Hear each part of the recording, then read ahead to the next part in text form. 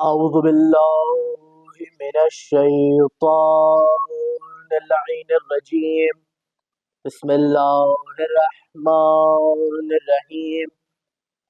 الحمد لله الذي هدانا لدينه الذي ارتضى وسبيله الذي اصطفى ونصرنا لما يعجب زلفة لديه والوصول إليه، والصلاة والسلام على أشرف الأنبياء والمرسلين خاتم النبيين وحبيب قلوبنا وطبيب نفوسنا سيدنا ومولانا أبي القاسم مصطفى محمد. اللهم صل على محمد وعلى أهل بيته الطيبين الطاهرين المعصومين المظلومين الذين أذهب الله عنكم رجس أهل البيت ويطهركم تطهيرا. آمين. ولعنة الله على دائمة آل الله من الأولين والآخرين. أما بعد فقد قال الله سبحانه وتعالى في قرآن الكريم: بسم الله الرحمن الرحيم. لقد من الله على المؤمنين إذ بعث رسولا منهم يتلو عليهم آياته ويزكيهم ويعلمهم الكتاب والحكمة وإن كانوا من قبل لفي ضلال مبين. صلوات محمد حضرت امام حسین علیہ السلام مسلسل گفتگو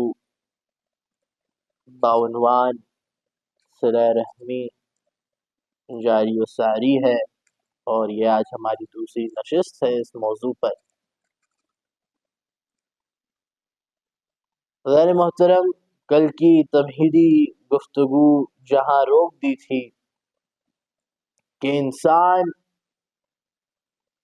آج کا معاشرہ سب سے زیادہ صلہ رحمی سے دور ہے، آپسی باہمی تعلقات سے میرا اور آپ کا آج کا معاشرہ ان مصیبتوں سے دوچار ہے۔ تو ہم پوچھتے ہیں کہ اس طرح کیوں ہے؟ کیا وہ چیزیں ہمیں اپنانے کی ضرورت ہے کہ جن سے ہم اپنے اس معاشرے کو پروان چڑھا سکتے ہیں؟ اور کل جہاں گفتگو رک گئی تھی کہ تربیت اشد ضروری اسی لیے ہی رکھی گئی ہے۔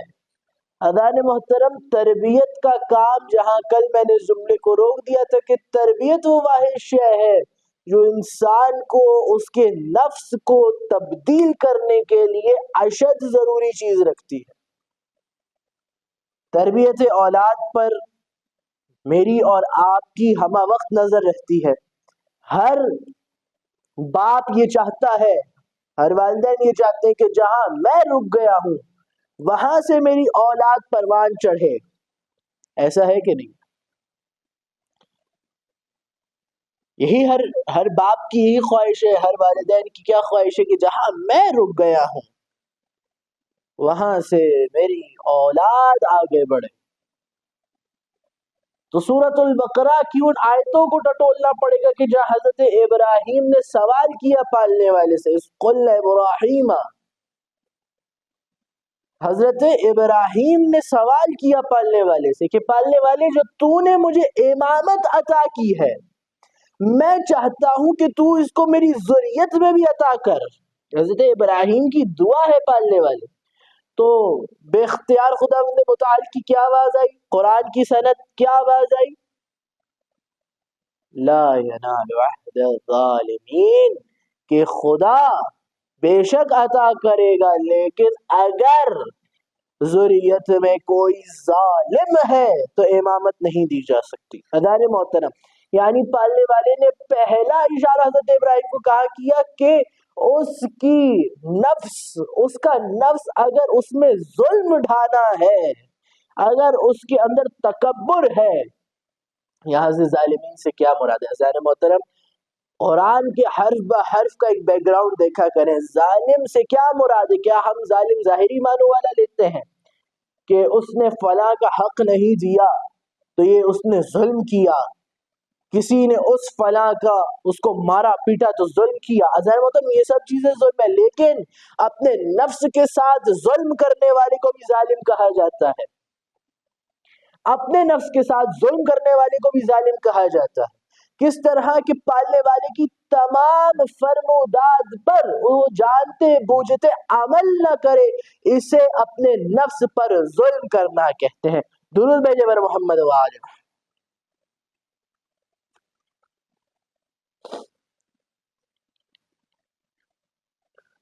تو انسان اس قدر ظلمت میں گھرا ہوا ہے، تو پالنے والے کیا فرما رہا کہ تربیت کس طرح کرنی ہے.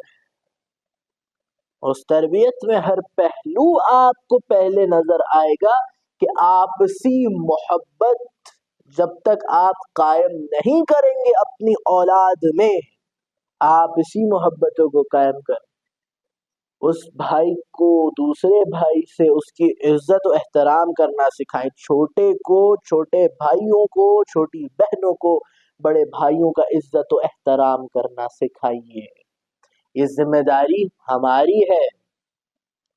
اپنے بچوں کو عزت و احترام کرنا سکھائیں. لاکھ آپ کے اختلافات اپنے بھائی بہنوں سے ہوں، لیکن آپ اپنی اولاد کو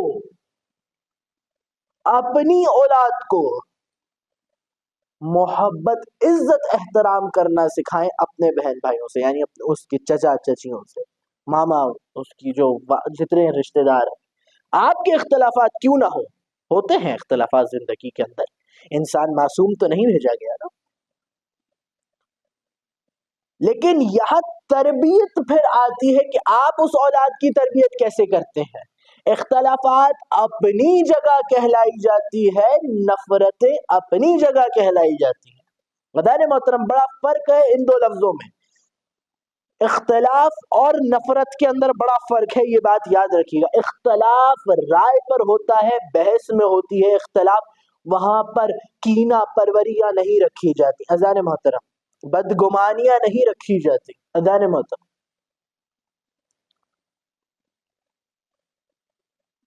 لیکن نفرت کے اندر تمام چیزیں پائی جاتی ہے. منافقت بھی نفرت میں پائی جاتی ہے، حسد بھی آپ کو نفرت کے اندر پائی جائے گی. لیکن اختلافات اس کے اندر نہیں. اختلافات تو علمی جگہ پہ ہوا کرتے ہیں. اختلافات ہوتے وہی ہیں کہ جہاں علم ہو.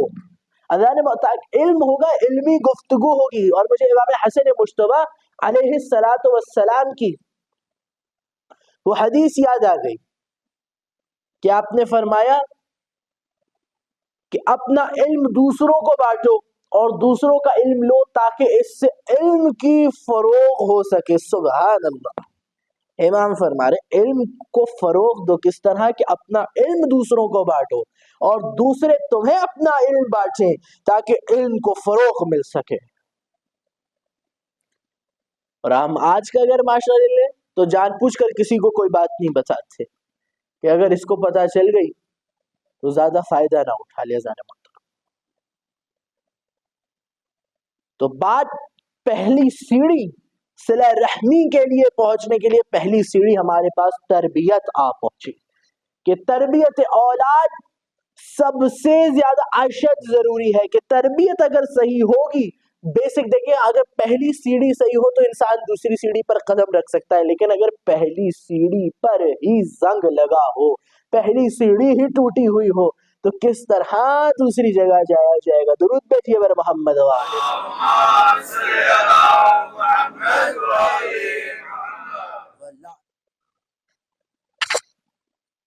کس قدر وسیع آپ دیکھ رہے ہیں چیپٹر ہے صلہ رحمی. اور اس کے بعد دوسری چیز اپنا اخلاق درست کریے.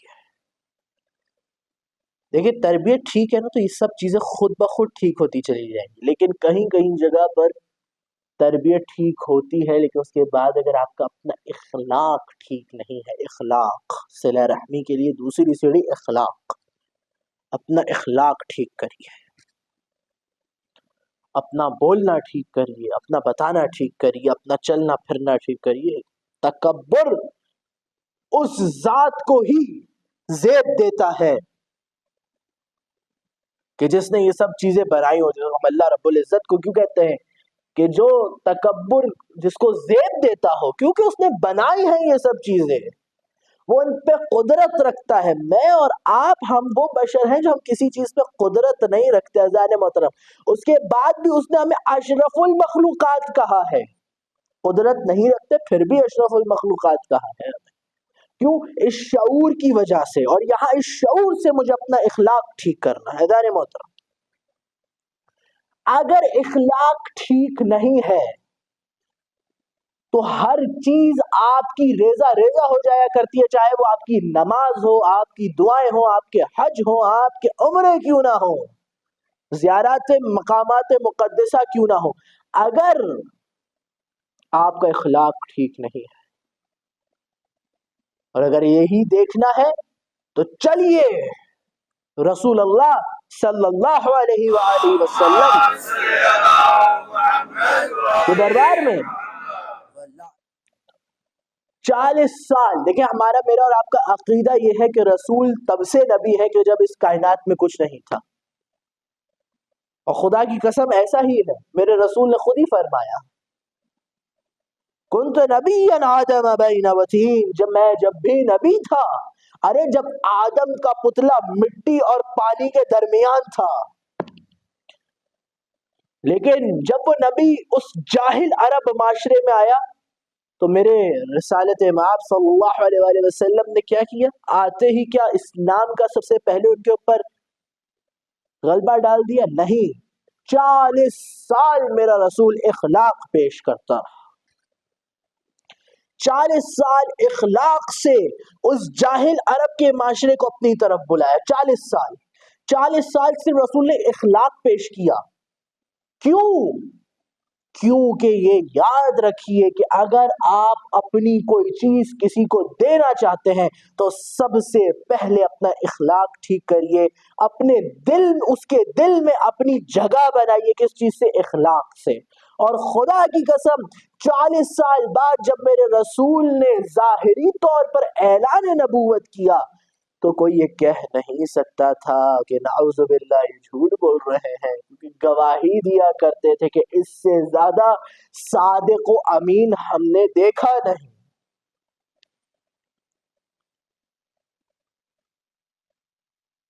اس سے زیادہ صادق و امین ہم نے دیکھا نہیں۔ اس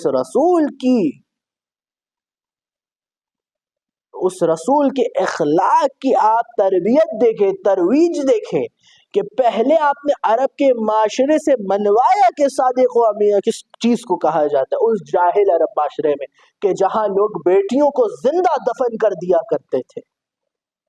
اخلاق کی پہلی چیز یہ ہے کہ اپنے اندر سے بدگمانیاں ختم کریں، سب سے اول چیز یہ ہے بدگمانیاں ختم کریں۔ چند واقعات، ایک کتاب ہے، اگر میں غلط نہ ہوں تو آیت اللہ اصفہانی کی کتاب ہے، اس میں انہوں نے اپنی زندگی کے کچھ واقعات رقم کیے ہیں، اور اگر شوق پیدا ہو تو وہ کتاب ضرور پڑھیے گا۔ اس میں انہوں نے ایک چھوٹے سے ایک صفحے کی ایک واقعہ لکھا، ایک صفحے کا، اور اس کا انہوں نے ٹائٹل جو دیا ہے وہ ہے عزادار امام حسین سے بدگمانی۔ وہ یہ لکھتے ہیں اپنے اس واقعے میں کہ میں مجلس عزا میں جب تشریف فرما تھا، کہ آپ کو پتہ ہے جب آپ ایران عراق جہاں ہوں تو وہاں جب جلوس ہوتے ہیں، مجالس عزا ہوتی ہیں، تو پیچھے عورتیں کھڑی ہوتی ہیں اور سامنے مردوں کا حلقہ ہوتا ہے، ماتم ہو رہا ہوتا ہے۔ وہ یہ کہتے ہیں کہ میں نے محسوس کیا کہ شاید ایک نوجوان مستورات پر بری نظر ڈال رہا ہے مجلس عزا میں ماتم کے وقت۔ میں بڑھا، میں نے اس کو ایک تھپڑ مارا، اور اس کے بعد میں نے اس کو اس حلقے سے نکال دیا۔ فرماتے میں واپس گھر آ رہا تھا تو ہاتھ میں شدید درد ہوا، اور اتنا درد کہ میں رات بھر سو نہیں سکا، اسی ہاتھ سے کہ جس ہاتھ سے اس کو مارا تھا۔ وہ پھر یہ لکھتے ہیں کہ میں کروٹیں بدل بدل رات گزر گئی. اگلے دن میں حکیم کے پاس گیا. میں طبیب سے کہا کہ بھائی کوئی دوا دے دے, میں اس درد میں اتنا مبتلا ہو گیا کہ مجھے رات بھر نیند نہیں آئی. اس نے بہرحال ایک دوا دی. اس نے کہا کہ خدا کی قسم میں نے آج سے پہلے ایسا مرض دیکھا نہیں ہے کہ آپ کی ہر چیز صحیح ہو لیکن اس کے بعد بھی آپ کو ہاتھ میں درد ہو رہا ہے. کہتے میں گھر واپس آیا, پھر اسی حالت میں مبتلا کی کروٹیں بدل بدل, لیکن کچھ دیر کو آنکھ لگ گئی, اور آنکھ لگنی تھی کہ میں نے اپنے آقا کو اپنے خواب میں دیکھا. انہوں نے فرمایا کہ کل تم نے مجلس میں ایک نوجوان کو کہ جو وہاں دیکھ بھی نہیں رہا تھا, تم نے اسے اپنی بدگمانی کی وجہ سے اس حلقے سے نکالا اور مارا. تم جا کے اس کو راضی کرو. لکھتے ہیں کہ میں یہ خواب دیکھتے ہی فوراً سمجھ گیا کہ اس کو راضی کرنا ہے. اٹھا, سر پہ امامہ رکھا, ابا بہنی نکلا, اس کو ڈھونڈتے ڈھونڈتے پہنچا, اس کے ہاتھوں پہ ہاتھ رکھے اور معافی مانگی. اور پھر میں نے امام حسین کی طرف رخ کر کر فرمایا کہ خدا کی قسم بدگمانی عزادار امام حسین سے کتنی بڑی سزا. بدگمانیاں ان کو نکالیں اپنے دلوں سے, نفرتیں ان کو نکالیں اپنے دلوں سے, ورنہ کبھی بھی آپ ایک معاشرے کو تشکیل نہیں دے سکیں گے. یاد رکھیے ذرا محترم,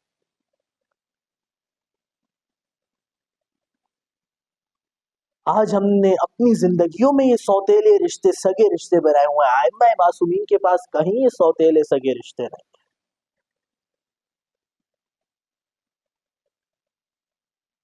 وہاں پر وہ حق ادا کرتے ہیں ہر چیز کا. اور یہی دیکھنا تھا کہ کربلا میں ایک دفعہ